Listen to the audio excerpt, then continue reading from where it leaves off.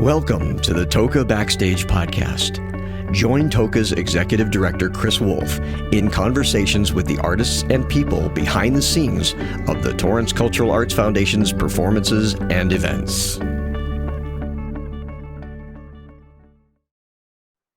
Welcome to another special edition of TOCA Backstage. This is Chris Wolf, the Executive Director of the Torrance Cultural Arts Foundation.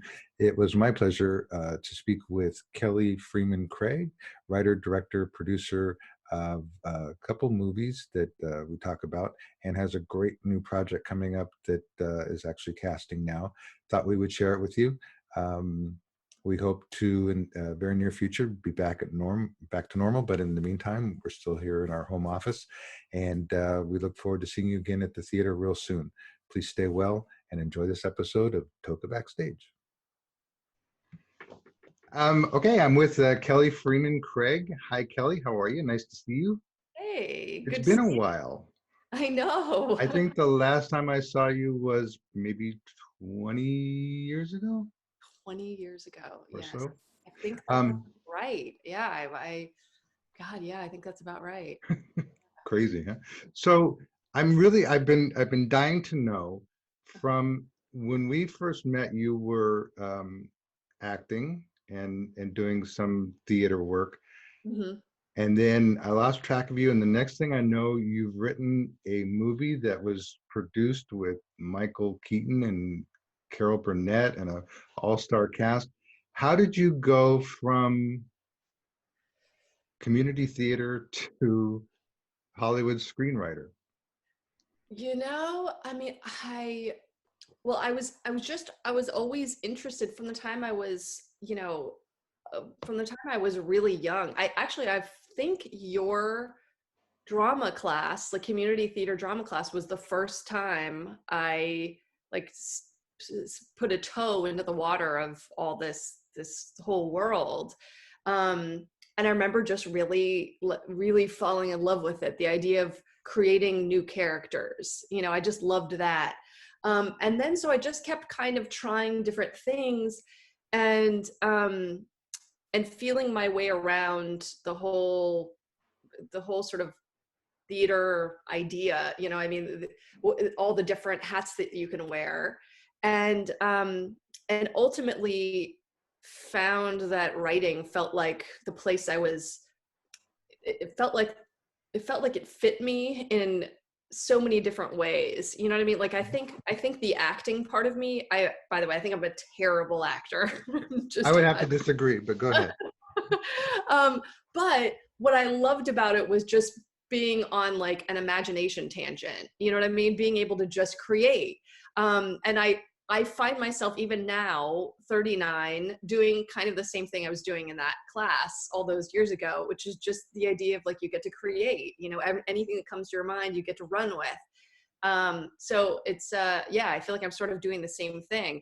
But anyway, so I ended up, becoming an English major, writing a bunch of stuff, and realizing that the stuff that I liked to write the most were the characters and the dialogue. Like, I loved storytelling, but I loved the idea of voices, of different types of people, and then the idea that you could sort of get them all together and make something happen. So I just started writing a bunch, and then wound up selling a first screenplay in years ago now, when I was 25 or so, which was just kind of the thing that set me off. But that was that's a whole thing to even just sort of like start being paid as a writer and doing it professionally. It took years, of trying to make those connections and writing a bunch and really like kind of having no life from probably 20 to 25. I feel like kind of all I did was write. So. Well, it kind of, isn't that what writers do though? I mean, it's kind of like it's the stereotypical sequestered in a room, just over a typewriter or computer, just typing away, yes, living out their imagination. But I always found that kind of freeing as somebody who likes to write but never could do it professionally. is it just you can let your mind wander? Yes. Yeah. And I'm definitely one of those people that has to write. You know what I mean? I think I don't feel normal unless I do that. It's something I feel like I'm clogged Yeah. emotionally or something. Like I feel like something, I'm definitely one of those people that cannot do it. Even if no one ever pays me to do it ever again, I'll do it for the rest of my life. I sort of have to. And So the film is Post Grad. That was your first one that people may know of. Where did that come from? Is it true that you just let the characters take it away, or did you start out with like, I got to tell this story?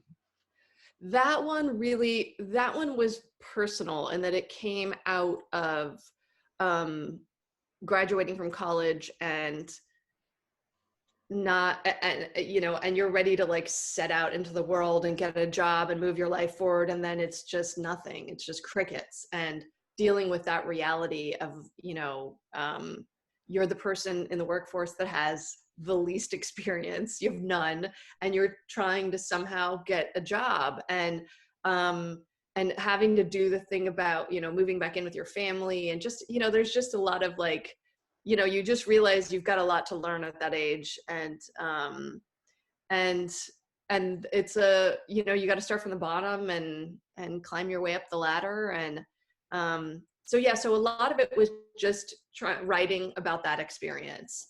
So that was, and it took several years of trying to turn that into a screenplay format, turn it into that format. And then once I sold that, and it sort of was like it grows legs and runs away, like all of a sudden you have this thing that you wrote, and then it sort of goes into the Hollywood meat grinder and comes out the other end. And that was a strange experience because you see it and you sort of almost don't recognize it, I was going to say, did it come out as you intended, or did it just totally change? No, it changed dramatically. And it was, it was strange because it's like you see kind of a kernel of what you originally intended, but then it just takes on a whole new life. And the thing that I realized too is, movies are they're such delicate things. It's just the smallest thing can completely send your tone an entirely different direction. Like a music cue, or just cutting to somebody's expression that's just a little too something, and then the movie takes on a whole different thing. So it's such a delicate thing, and it's so easy for it to veer off from what was intended. That was the big lesson of that experience for me, is just how fragile the whole thing is. So I'm guessing that would explain the reason why you not only wrote but also directed The Edge of 17, that you wanted to sort of make sure it was your vision.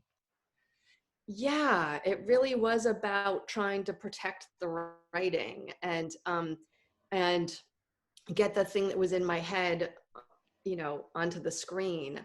And I realized that it's, the script itself is a blueprint, but there's so many details that are just, unless you're the person making the decision about the way that it's, the way that it's shot, and the music and the pacing and the way the comedy lands and the inflections, like unless you're the person that is guiding that process, it's, unless you have somebody that you're really, really in a lockstep with, I think it's,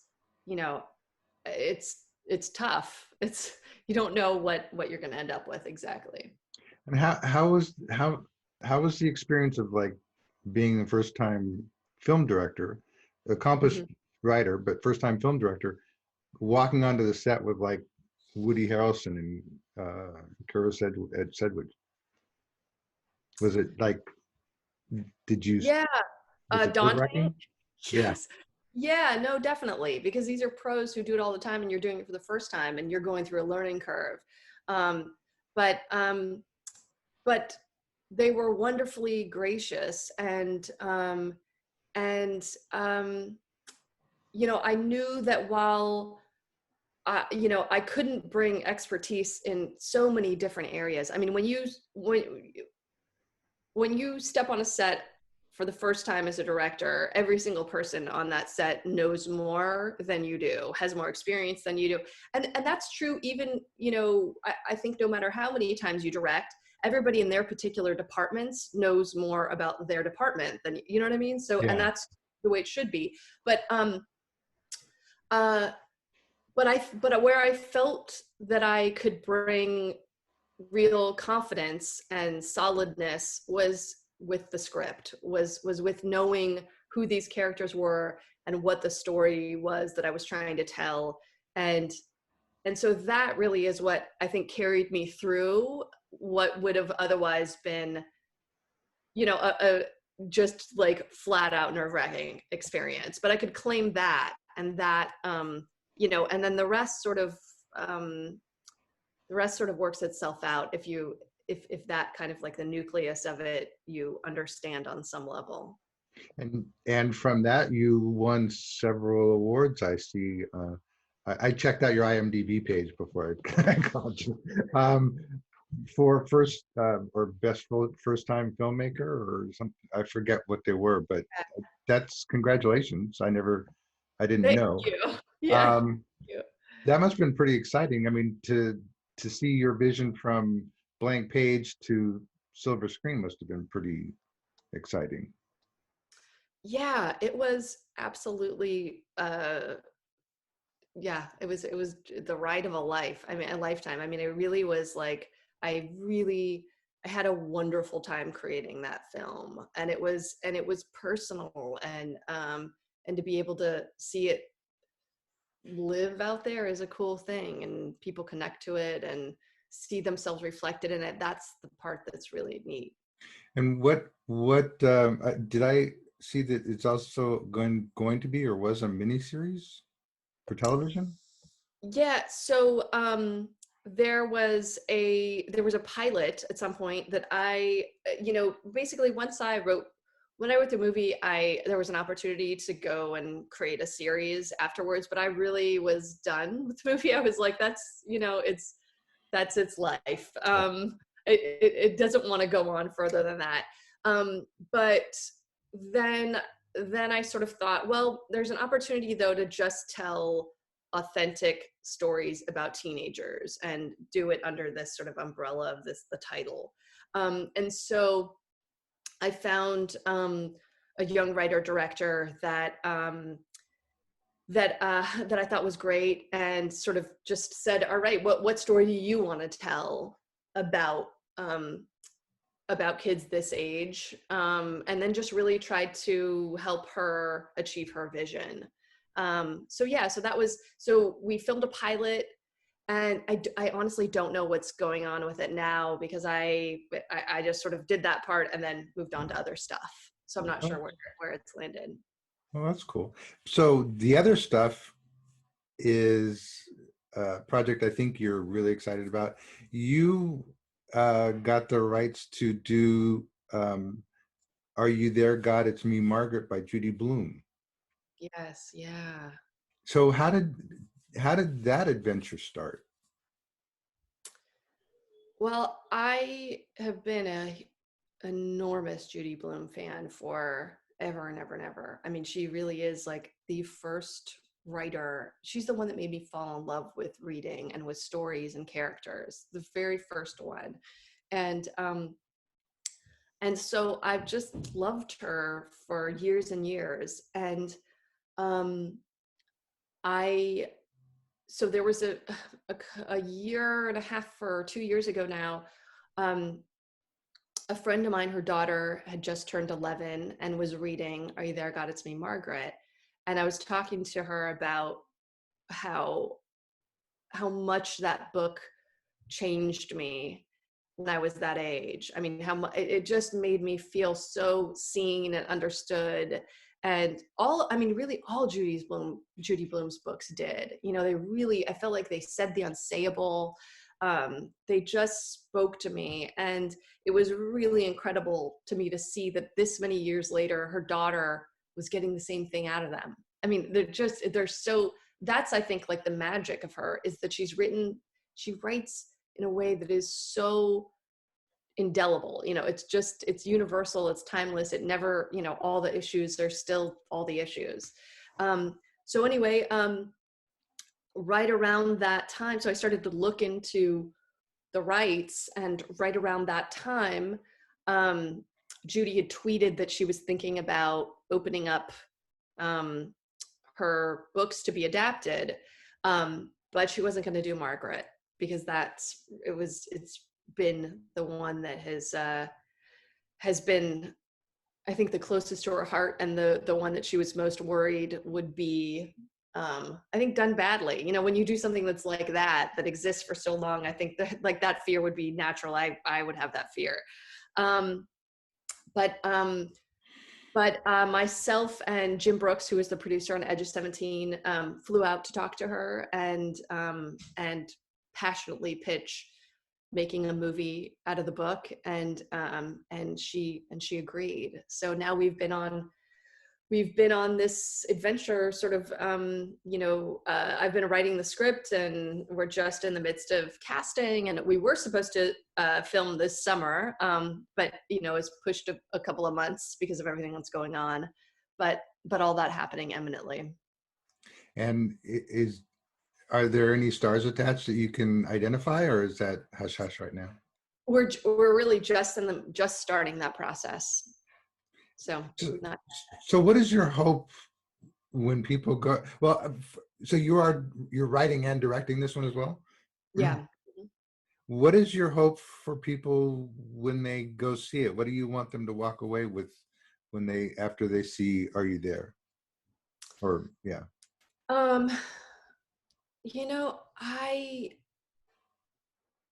I hope that it takes them back to that time in their life when things were changing, when all of a sudden when you go from kid to adult, and you're in that zone where you're not quite a kid and you're not quite an adult, you're in this weird in-between zone. I remember it being really intense and scary and lonely and also exciting. I remember it being so many different emotions at once. And I think, I hope the movie takes people back to that part of their life, and compassionately. I also hope that it's, for women, I think the thing that Judy Blume has done is she says the unsayable. She talks about puberty and female bodies in ways that just still people don't really freely talk about.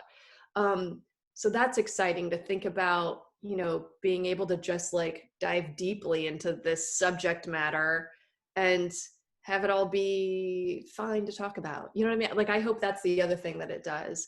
And I think it also, I think that there's a great sort of central message of the film, that, it's a girl who's reaching out to something greater than her, that she doesn't quite know how to name. She doesn't know, she doesn't belong to a particular religion, but she's sort of searching for something outside of her that is making sure that we're all okay, and wondering if that exists. And I think that's a real human question that I think a lot of us on some level ask. And I think the movie tries to sort of dig into it. And I think the book deals with it in a way that I think is beautiful and unifying. And I think people will, I hope, walk out of it just feeling more connected with each other. It's interesting because I can't help but think that as a writer, mm-hmm. and as a director, it's going to be difficult to sort of bridge the audiences, because you're going to have kids who are like in that age group, but then you're going to have the adults who have read the book like years ago, who it's like their Bible, and then mm-hmm. making it entertaining for both groups. Is that a concern of yours? Yeah, but it's interesting. Part of what the adaptation does is it really tells stories. It tells female stories from 3 different generations. So Margaret, who's 12, her mom, who's in her late 30s, and her grandma. And so there are a lot of entrance points.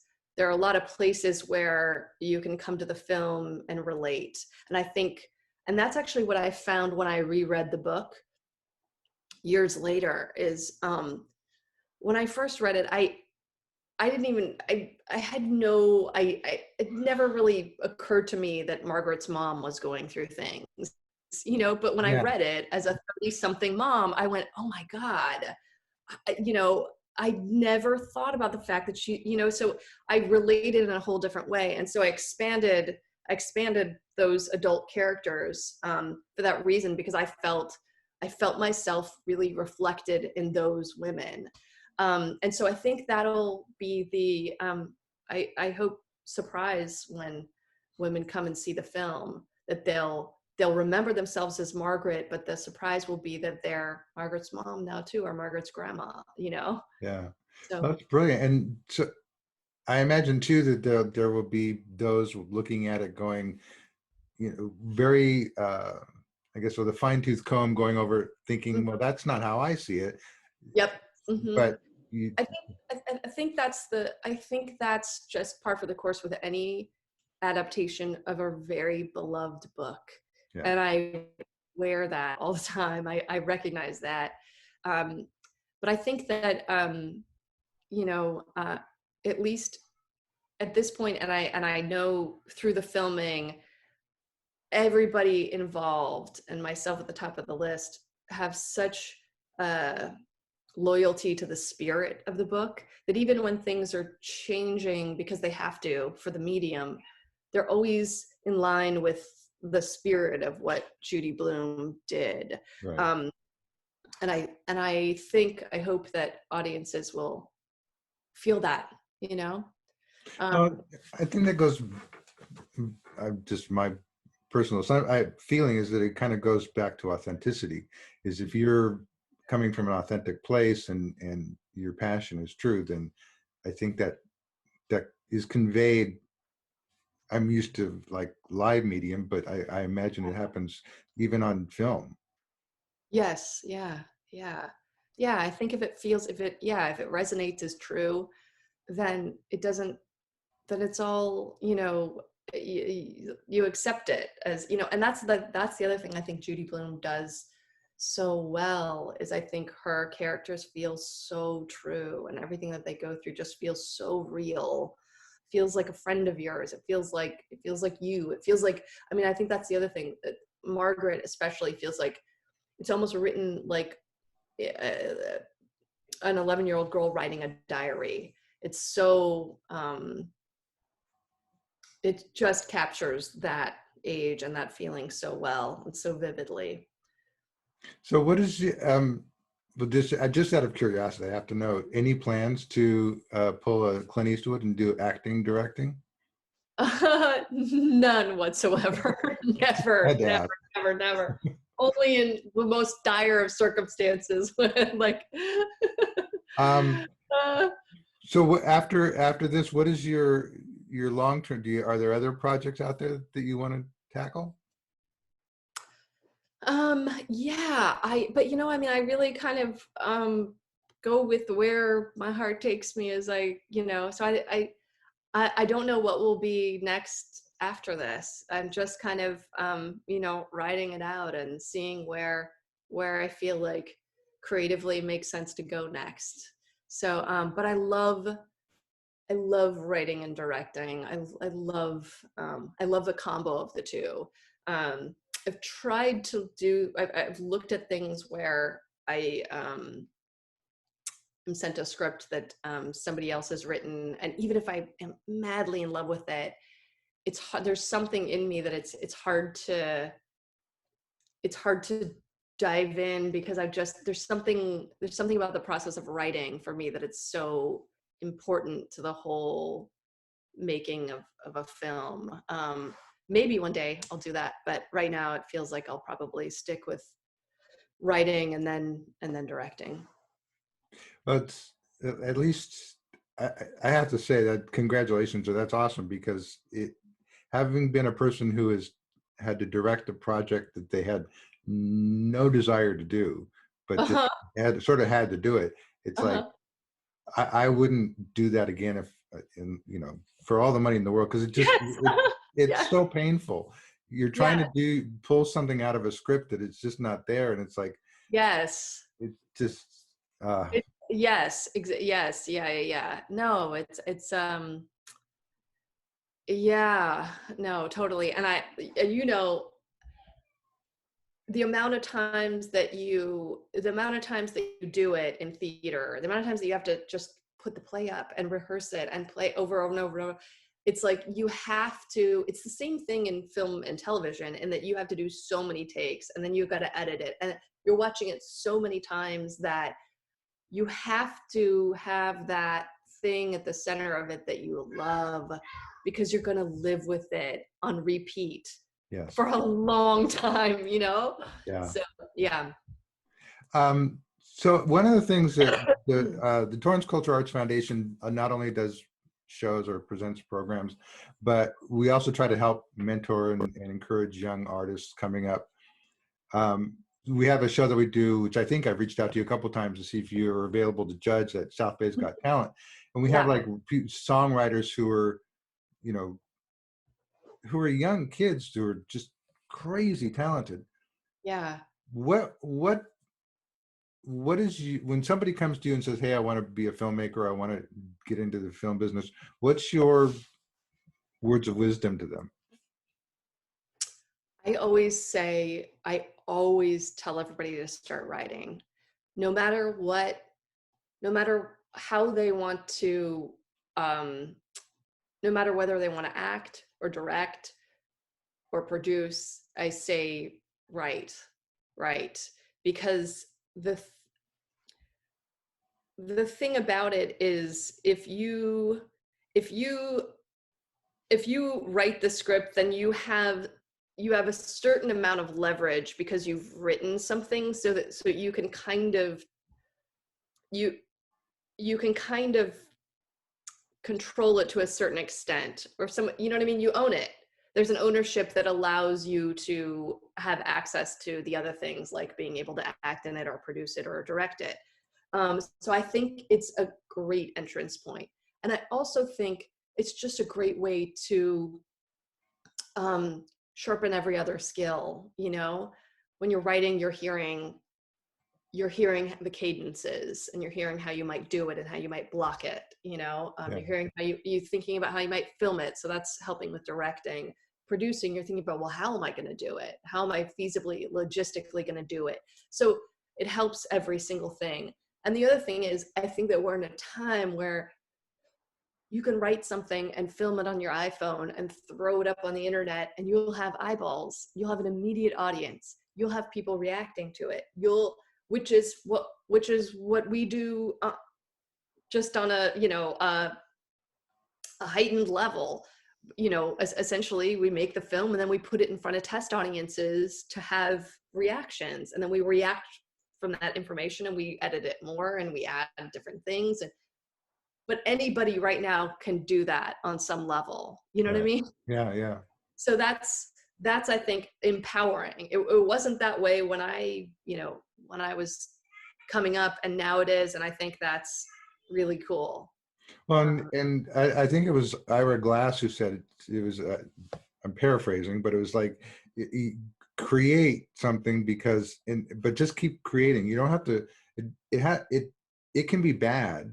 Yes. But just keep creating, because eventually through that process of creating, it will get better.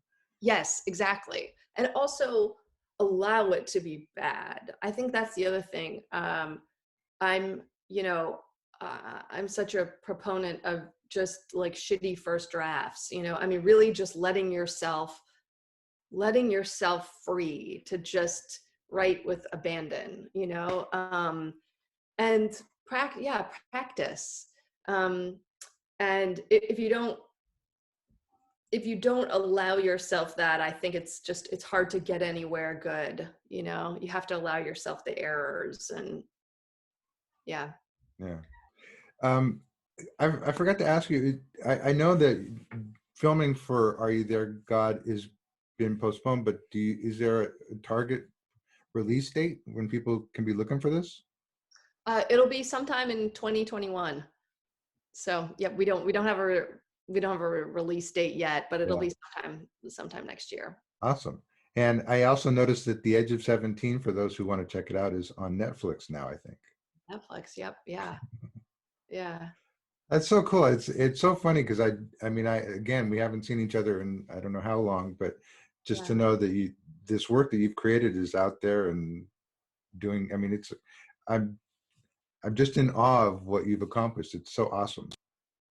Oh, thank you. Well, I have to say you were one of the first people that sort of gave me confidence to just keep going. And I took your drama class, and then there was like a second run of the drama classes, and I guess because I was a good student, you were like, "Hey, do you want to come like be an assistant and help with, help with the kids?" And I remember being so flattered and touched, and and it gave me just that little oomph of, oh, maybe I'm not bad at this, and that I think means so much at that age. It means so much to just feel like, hey, just to get that little push that says, hey, I think you're good at this, keep going.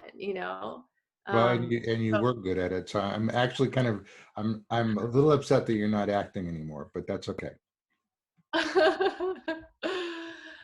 Well, anyway, I appreciate that. It's amazing when you look back and you think about all the little steps that sort of like gets you where you are, and yeah.